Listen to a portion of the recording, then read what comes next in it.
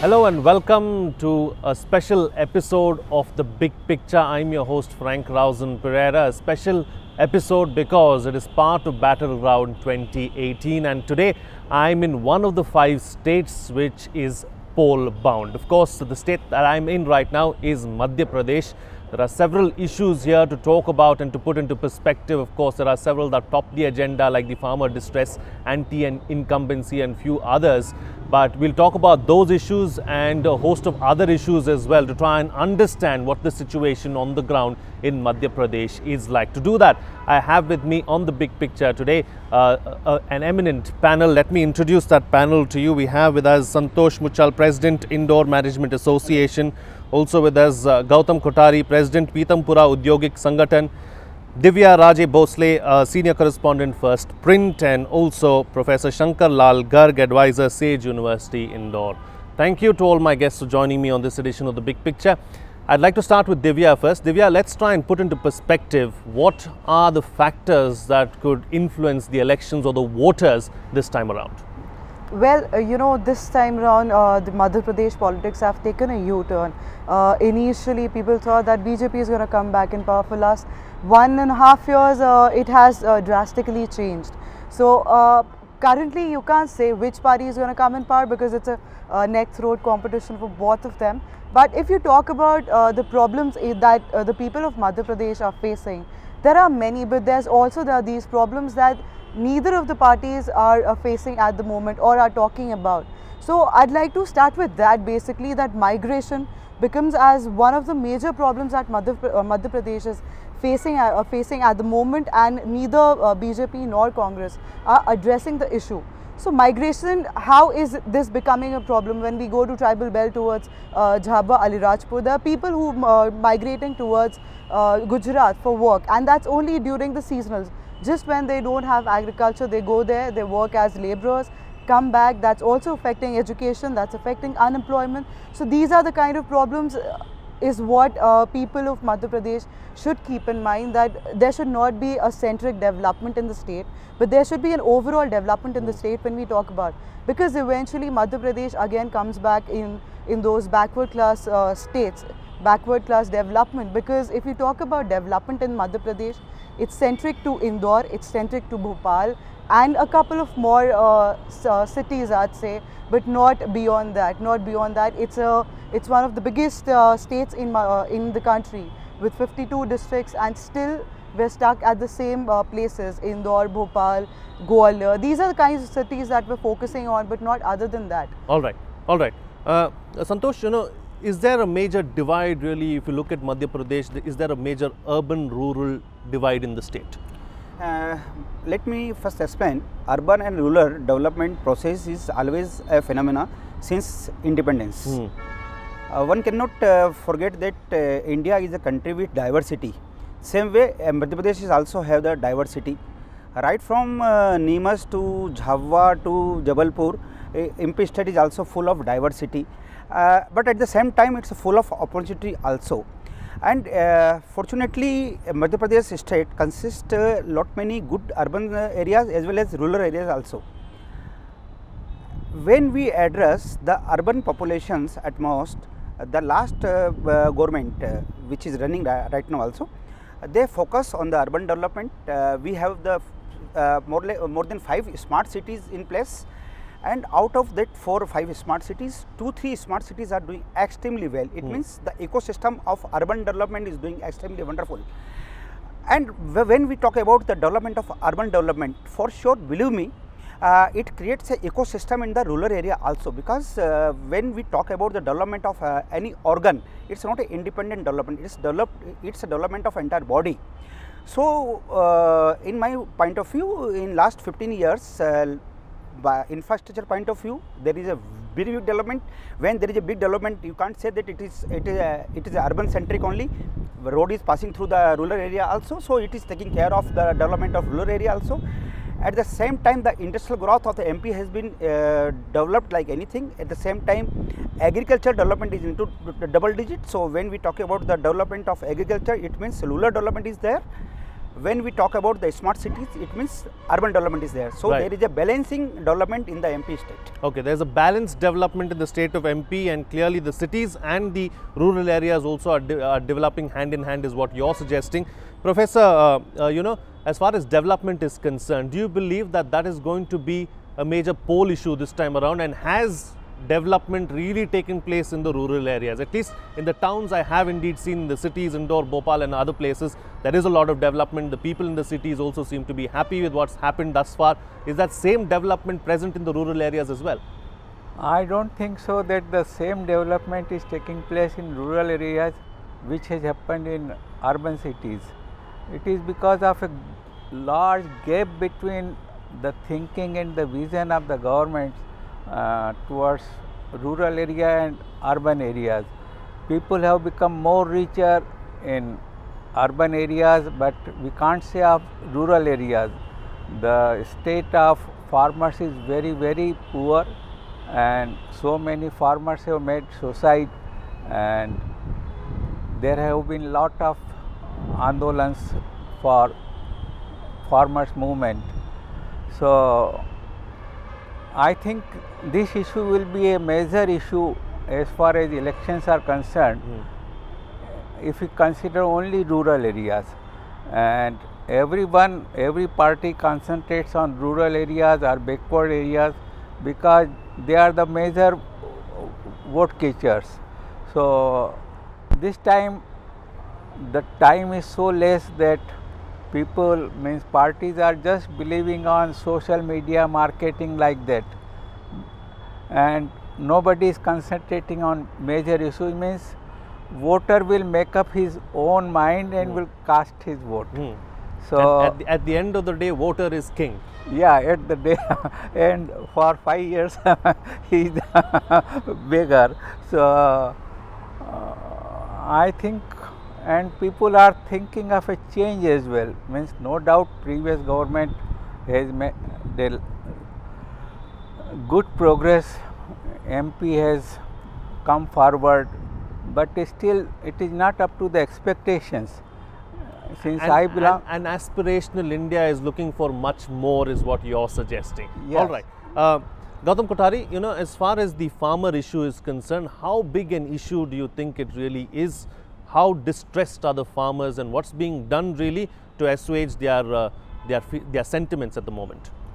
The farmers in Madhya Pradesh, actually they are not satisfied. Though we have made a double-digit growth in agriculture, but farmers are not that way paid for. Sometime they are selling potato at 2 rupees. This time this garlic is sold 20 rupees kg, while it was sold previously 100 rupees kg. So they are not getting actual price of their crop.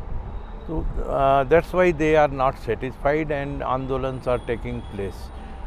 As far as employment is concerned, because the agriculture sector, actually due to automation, the agriculture sector is demanding more and more employment, and that employment is not available in industries, in other places. In the urban area, they are migrating to urban areas, migrating to other states. That is the big problem in Madhya Pradesh. As far as industrial growth is there, only few clusters are grown, like the Malwa region, it is grown. Then east of Madhya Pradesh, a lot of power companies has come. Previously, in past regime of Congress, only 4,000 megawatt power was available. Now it is 18,000 megawatt. We are surplus state. Our maximum requirement is 12,000 megawatt. But the problem is quality of power. When industries are concerned, quality of power is not available. When we see that the surplus power is being sold to Delhi at rupees 2 rupees 40 paisa. The surplus power is sold to Delhi Metro 2 rupees 97 paisa, while our industries in MP, they are paying 6 rupees 50 paisa per unit. So this is actually painful to industries, to citizens when they know that Delhi government is giving 300 unit power at 1,300 rupees, and we are paying for the same 2,000 rupees, 2,500 rupees. This is the problem. Right. So you're paying almost double, is what you're suggesting, yeah. and that should not be the case. Okay. Local consumption should happen first, then you can sell it to others at a premium or you know, at a cheaper rate. Okay. Moving forward now, Divya, what I want to understand is, are these elections being fought on local issues, or do you believe that, you know, national issues too are going to find a presence here in Madhya Pradesh? Well, I don't really think, I mean, this is my personal belief that national issues would have that much impact here, because the local issues in itself are so huge and have been unaddressed for so long that that is something that should be the priority for everybody, for all the politicians who are out there contesting. That, you know, it's funny that Rahul Gandhi comes here, speaks of Panama Papers, but at the same time he does not addresses the issue of migration, which is a local issue here.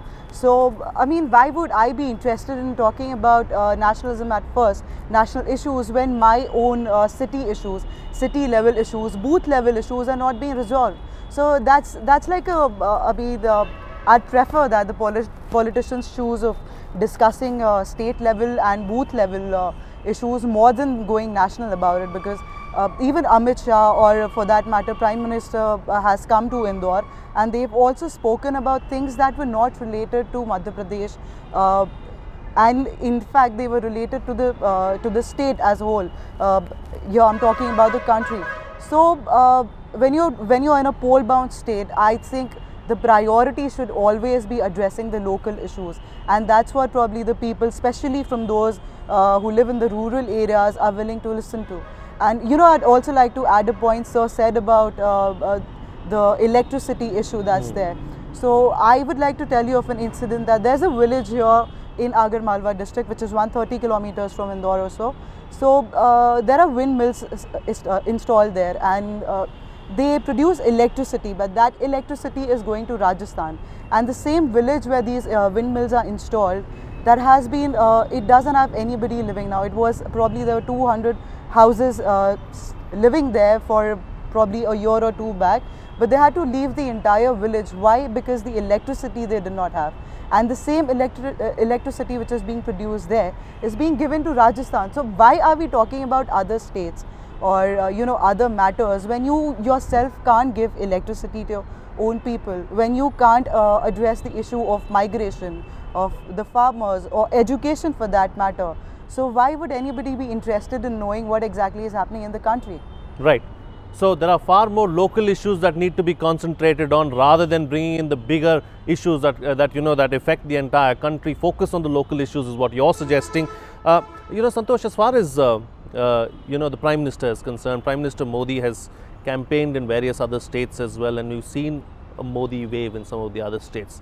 Do you believe that that's going to be the case in Madhya Pradesh as well? You know, Prime Minister Modi is the BJP star campaigner. We've seen him turn elections around in the past. How much of a factor is he going to be in Madhya Pradesh? For sure, Modi's presence make a lot of difference. His vision, the way he carry forward the things, it making lot of impact on the normal public also. And because of the social media and electronic media available, everybody is aware what Modi is doing today, where he was today, where he is yesterday, where he was yesterday when he was in Singapore. He was talking about the fintech. I think everybody across board is aware about what he was talking about. So for sure, his personal impact and his vision will make difference on the local public as well. But at the same time, I will agree with the other panelists also that for the common people, the local issues are also equally important, and we cannot expect from Modi ji to address the local issues. But well, the local leadership, they are well equipped to address these local issues also. And fortunately, in last 10 years, MP has shown a very good growth across the board, and not only the urban but the rural area also. I am not agreeing with the few panelists here, but dil mange more always, this is the concept. But for sure we are moving forward for the right direction, and for sure in time to come it will make a lot of difference, and if we can give a stable government in time to come, it will make huge difference. And the way Mr. Modi is looking at, and 2019 elections are just ahead, and these 5 states election results will make impact on the 2019 also. But for sure Modi's personal agenda, Modi's personal vision, Modi's personal philosophy will make difference in this election also in MP. All right. You know, Professor, as far as the education sector is concerned, now do you believe that education is a major issue in the state? What is it that the education society, education sector really is looking for? You see, the highest number of voters belongs to youth, and they are always looking for good education, for better career opportunities, employment, and research opportunities as well. MP is lacking very much in research and education, especially in higher education, because no research laboratories are available in MP. All big laboratories or all good laboratories are outside Madhya Pradesh, and without research one cannot progress. Say, if something is going in agriculture field, our farmers are not aware of that they should aid this one or they should do like that one. So that is a big drawback. And then students are just divided over local issues. Means of course they appreciate Prime Minister Modi like anything, and if Modi is there, then I think the whole balance can be tilted. But youth always thinks of their own motives, and their motives are good career opportunities, which we are not able to provide them, because in education we don't have good faculties, we don't have good infrastructure and so on. So until and unless the nation as a whole, if it does not concentrate on education and research, I don't think India is going to make a progress which is expected. Right. There must be a good vision about it. Okay. Good vision as far as the education sector is concerned, and we need to take a holistic approach is what you're suggesting. You know, as far as Gautam Kothari, I'm coming to you now. As far as the industry is concerned, you did mention one of the issues, really one of the problems is the electricity. What are the other issues really as far as industry is concerned, and what are the expectations from the industry? Actually, as far as big investment is concerned, there is no issue, because all the supports are available in Madhya Pradesh, and Madhya Pradesh is welcoming all the big investors. But as far as small investor, small units are concerned, as far as shopkeepers are concerned, they are not satisfied actually. The post monetization, they have faced a lot of trouble in GST, and still they are facing trouble in GST. So the small industries and shopkeepers, means general shopkeepers, kirana stores, they are not satisfied. As far as policy is concerned, our industrial policy is supporting large scale industries, but not to small scale. After GST, the industrial policy has been changed, and they are giving only 40% of plant machineries investment as subsidy in 5 years. So the small scale units, they are having a limited number of instruments, a limited number of machineries, and their investment in machineries is very less. So they are not getting proper support from the state government. Right. All right. Closing comments now from all my guests, starting with you first, Divya. You know, Santosh was talking about stable government and talking about, you know, how that's what the people really want and expect in the near future. Considering the fact that the Congress still does not have a chief ministerial face, and probably we won't see one till the 28th of November, or probably till the 11th of December, Is that going to be a factor, do you think? Because the BJP is certain, they know who their leaders are, their machinery is in place. The Congress, still dilly-dallying really as far as who their face should be. There are camps within the Congress itself. Is that going to be an issue? Definitely, yes. I mean, voters do want to, they want to cast their vote to a particular person. BJP has always had a CM candidate. They've always pictured Shivraj Singh Chauhan as the CM. But here we have Congress who's always had this issue of fragments. So that continues, and that just does not continues on a larger level when we talk about, say, Digvijay Singh, Jyotiraditya Scindia, Kamal Nath, Kantilal Bhura, but that also is present on local levels or regional levels. So if you talk about Indore itself has the fragments when it comes about Congress, because you have all these ticket holders. Some of them are supporters of Digvijay Singh, some of them are Jyotiraditya Scindia, some of them are Kamal Nath. So yes, definitely for Congress it is important that they need to declare a candidate, a CM candidate face, and only then I think people would have a clear picture as to whom they want to bring back into power, whether they want BJP to come back and Shivraj Singh Chauhan to be the CM, or whether they want somebody from Congress to come in. But without having a particular face, it's impossible for the people also to decide, because let me give you a small example. For instance, a person wants to vote for Kamal Nath, and turns out after elections or after results that Jyotiraditya Scindia is going to be the CM. So that is something that he did not want. He voted for somebody else. So in that scenario, I think it is important for Congress. And also there's one more thing, that since Congress has declared CM candidates in Punjab, in Delhi, so even in Himachal Pradesh they had declared. So they, even if they lost in Himachal Pradesh and won in Punjab, but then that was important because they had a face there. Right. People knew somebody there. In Madhya Pradesh, it has been for long that Congress has never declared a candidate. So I think it's time for them to take the call. Okay.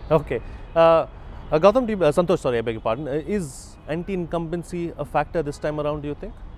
Anti-incumbency is a natural process. One cannot avoid it.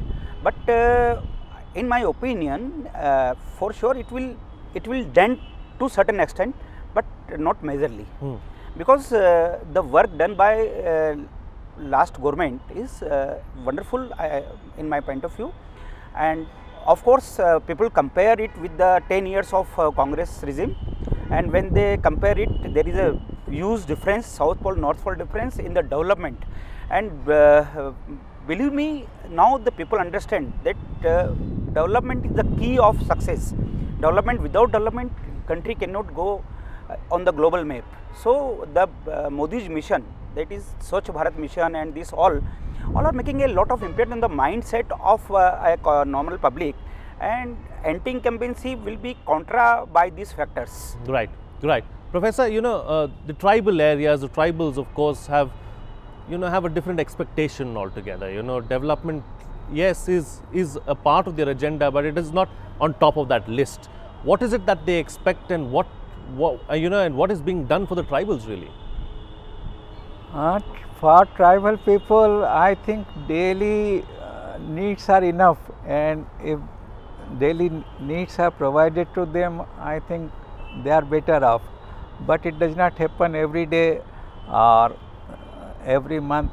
So in elections, they get their daily needs fulfilled, and whosoever fulfills their daily needs, whatever it may be, and they try to cast their votes in that favor. So means this is a very sad part, but it exists, because I am observing right from 1971, I had been part of that election machinery, and I have always observed that whatever is stated in newspapers are like that, it is true, and so, and their votes make matter. Right. All right. I'm going to close the show now with Gautam Kothari's final response. Really, as far as Madhya Pradesh is concerned, at the end of the day, is it going to be, an instance where the strong man wins, or is it going to be an instance where everyone comes together and that person is going to win? This time actually I think the anti-incumbency factor will play a big role, and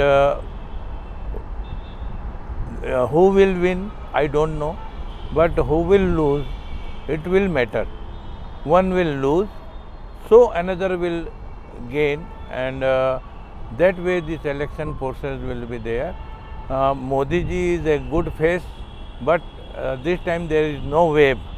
So local issues will play a big role in the election. Okay, local issues will play a big role in the elections. Really, it's not the national issues, but local issues on the ground really that are going to make the difference this time around in Madhya Pradesh is what the panelists are suggesting. With that, it's a wrap on this edition of The Big Picture. Thank you to all my guests for joining me on the program and putting things into perspective for us.